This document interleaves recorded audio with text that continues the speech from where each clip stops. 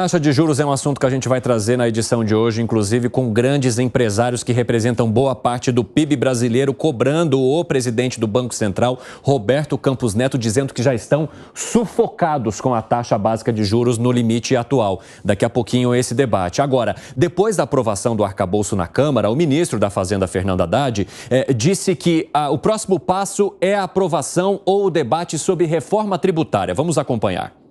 Então isso me dá muita tranquilidade, né, de saber que nós vamos concluir esse semestre, né, quem sabe com a Câmara dos Deputados tendo se manifestado a respeito das duas matérias e o Senado, pelo menos em termos da questão do marco fiscal. Bom, marco fiscal, reforma tributária, vai pesar no calo de quem? Porque quando a gente fala de reforma tributária, a gente pode estar tocando também num ponto que mexe com muitos lobbies feitos dentro do Congresso. Quais são os pontos mais difíceis nesse debate para cada um de vocês? Segré. Eu começaria recomendando ao governo, especificamente o Haddad, que politicamente está se mexendo muito bem, ler a teoria de Laffer. Que começou e foi escrita em 1940, popularizou em 1970. Ele mesmo, Laffer, indicou que vinha de 1377, que não era uma teoria dele, e que indica que quando você puxa muito da corda a arrecadação tende a cair. Quando você libera um pouco, a arrecadação tende a aumentar. Então, não é, se o governo quiser aumentar a arrecadação, vale, mas não vai ser conseguido se ele puxar muito da corda, aumentando a pressão tributária. Libera a questão tributária, vai crescer a economia e aumenta a arrecadação pela atividade econômica. Nas conjunturas atuais, essa corda vai ser puxada para quem, Piperno? Eu acho que isso que o Segré falou é extremamente importante, porque a questão tributária pressupõe também divisão de responsabilidades. Então, eu concordo que não adianta puxar muito a corda com quem já está sufocado hoje. Quem está pagando não pode ser ainda mais penalizado. Agora, tem muita gente que não paga, ou que paga muito pouco, ou que recebe favores tributários. Então, a reforma tributária também tem que olhar para esse público. Dê nomes aos bois. Agro. Ele vai falar do agro. Não, do agro eu já falei muitas vezes, porque de fato, o agro, ele paga muito menos do que... Veja, o ITR, por exemplo. O ITR, o que se paga de ITR é uma ninharia.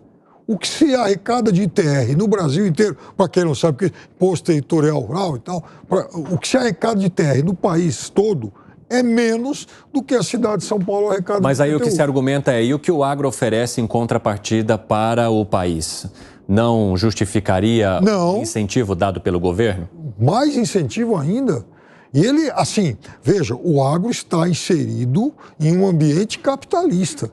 E ninguém vai revogar isso. E ele tem que ganhar, ele tem que lucrar cada vez mais, porque aí ele vai gerar muito mais riqueza. Mas isso também a gente não está falando em que é uma atividade que se caracteriza por extrema distribuição de renda. Não é isso. Eles, com todo o direito, dentro das regras do jogo, estão enriquecendo.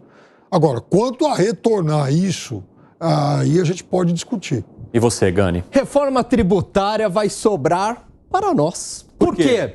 Porque essa reforma tributária, do jeito que ela foi construída, vai ter redução de impostos na indústria, mas aumento de impostos no setor de serviço e provavelmente alimentos por conta do agro. E isso, serviços, pega em cheio na ponta, aumenta o custo de vida. Outro ponto e desafio, o Piperno, para mais uma aposta aqui, para mais uma pizza. Nossa. Já tem acho que umas duas aí que a gente apostou. Tá sim já. Mais outra pizza. Você vai ter que comer essa pizza junto com a gente. E agora olha como os temas se concatenam. O arcafrouxo fiscal é focado, como o Segré falou, na arrecadação. Sim. Precisa arrecadar. Eu não tenho dúvidas de que a reforma tributária virá com aumento de imposto. Não sei se na primeira parte, porque na primeira parte, que é sobre o consumo, vai vir tributação mais pesada no serviço, a despeito aí também de uma redução na indústria, né, para compensar. Mas na segunda parte, pode ter tributação sobre herança, tributação sobre dividendos. O fantasma da CPMF já voltou. Isso é uma sinalização importante. E cuidado com esse aumento de um tributo que é retenções às exportações. Muito comum em governos de esquerda. Piperno, você foi provocado, então eu vou te dar aí alguns segundos para a resposta. Não, vejam, tem que arrecadar mais de quem entrega pouco. Então, por exemplo, quem recebeu o subsídio, quem recebe um benefício, ele tem que pagar mais. Ou seja, não é que ele tem que, a carga tributária dele, por lei, tem que ser mexida. Não, simplesmente essa vantagem tem que ser retirada. E aí ele vai voltar a pagar o que ele já pagava antes. Não é que seja algo irreal, algo acima da normalidade que já era praticada. O que eu estou dizendo é o seguinte, que não faz sentido o setor do Evandro receber uma vantagem tributária e o meu não. Segré. O STF, o Supremo Tribunal Federal, está indo nessa linha porque já permitiu, a pedido do Haddad, que seja tributado o lucro pelos benefícios fiscais dos estados, do ICMS. Isso deve dar uns 50 bi de reais. Então, muito provavelmente seja vinculado com isso que menciona o Piperno. Aquele que está tendo um benefício, vamos tributar. Agora, Gani, você fez uma crítica ao formato como o governo quer lidar com as questões econômicas. Qual seria um caminho para isso, por exemplo, quando a gente fala de uma reforma tributária? Seria primeiro, ao meu ver, uma reforma administrativa. Começar pela reforma administrativa, para daí a gente falar em reforma tributária. Por quê? Porque o grande câncer desse país, o grande mal desse país é esse Estado gigantesco. É um problema crônico da sociedade brasileira, estrutural. Tem governos onde esse câncer se torna maior, tem governos onde esse câncer se torna menor. Mas a gente tem que começar a enxugar essa máquina pública, porque daí a gente pode falar em redução de impostos nesse país. Para daí ter um sistema de simplificação de impostos, que é a reforma tributária. Olhar de soslaio, Fábio Piperno, por quê? Me aponta um corte, mas significativo, não um dinheiro de pinga, um corte significativo que, não estou nem dizendo o governo Lula, qualquer governo pode fazer nessa máquina. Vou te falar. Tem um estudo do Banco Mundial de 2015. O roteiro está lá de cortes que poderiam ser feitos, de ajustes que poderiam ser feitos. Tá bom, cita um. Já citei aqui no programa, área educacional, por exemplo, mais verba para educação de base e menos verba para educação federal. Então, existe muito gasto. Não, isso não é corte, isso é realocação. Não, você está tirando de um e mas dá para diminuir. Não, e eu sou a favor de privatização de uma série de universidades federais. Então a gente está chegando. Privatização. Privatização de empresas públicas, outro corte que é possível. Vamos privatizar Banco do Brasil, vamos privatizar Petrobras. Claro. Aí não funciona. Por que não? Por que não? Então vamos lá. Se você privatiza uma universidade, de fato você está tirando do governo uma fonte de despesa. É verdade. Né? Você tira. Se o Estado de São Paulo vender a USP, ele não vai mais gastar com a USP. Sim. Então, em tese, vai sobrar mais dinheiro. Eu sou contra, tá? Mas, enfim, estou só dando um exemplo. É verdade. Aí eu vou dar razão para você. Vendeu a USP, ele vai gastar mais. O que mais? Agora, se o governo vender a Petrobras, aí não vai significar nada. Piperno, é uma empresa que essa não dá despesa para o governo. Aí que você se engana. Aliás, essa vou te falar, aí que você se engana. Vamos pegar o caso. Não, vamos pegar o caso da Vale. A Vale, enquanto ela era estatal, eu estou pegando o caso de uma empresa que era lucrativa. Não estou nem pegando as deficitárias. Vou pegar um caso de uma super empresa. A Vale, enquanto ela era estatal, dava dividendos para o governo. É verdade. Quando ela passou a ser privatizada, ela passou a dar mais receita para o governo por meio de impostos do que os dividendos que ela pagava. Embraer também. Agora pega as deficitárias, né? Porque daí o governo paga duas vezes, né? Porque não vai deixar a empresa quebrar e ela não dá lucro pro governo. Vamos lá. Então, assim, Piperno, dá para privatizar, dá para diminuir salários excessivos, cortar funcionários públicos. Vamos lá, vamos fazer esse debate girar. Segré. Vai lá, Piperno.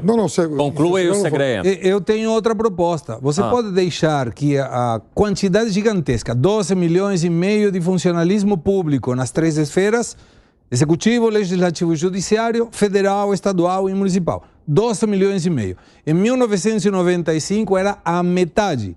E a carga que foi o crescimento demográfico foi 31%. Quer dizer que 31% aumentou a população e aumentou 100% as pessoas vinculadas ao Estado, com estabilidade, mesmo que não trabalhe bem. Então, Alan trabalha mal eu trabalho bem, ganhamos os dois o mesmo salário e ele não pode ser demitido e eu também não. Eu vou trabalhar bem se ele trabalha mal e ganha a mesma coisa? Resposta, não.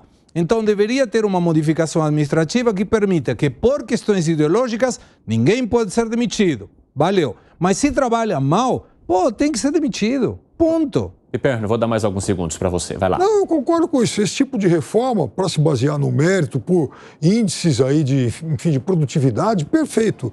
O que vai acontecer é que vai sair um e vai entrar outro. Mas, enfim, perfeito, eu concordo contigo.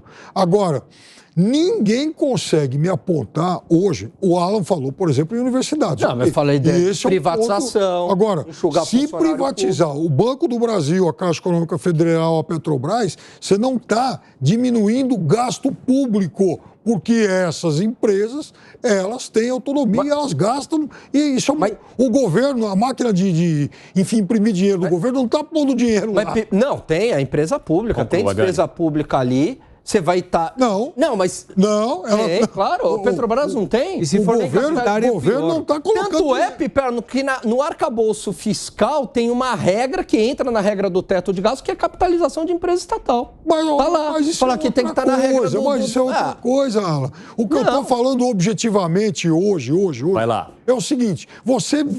Ter ou não ter a Petrobras não significa que você vai aumentar ou diminuir gasto público. Mas isso é uma outra coisa. Você pode tornar a empresa mais eficiente, onde vai aumentar a arrecadação por meio dos impostos, Piperno. E vamos pegar, você está pegando uma Petrobras que é uma empresa altamente lucrativa hoje. Porque no governo Dilma foi uma catástrofe e tal.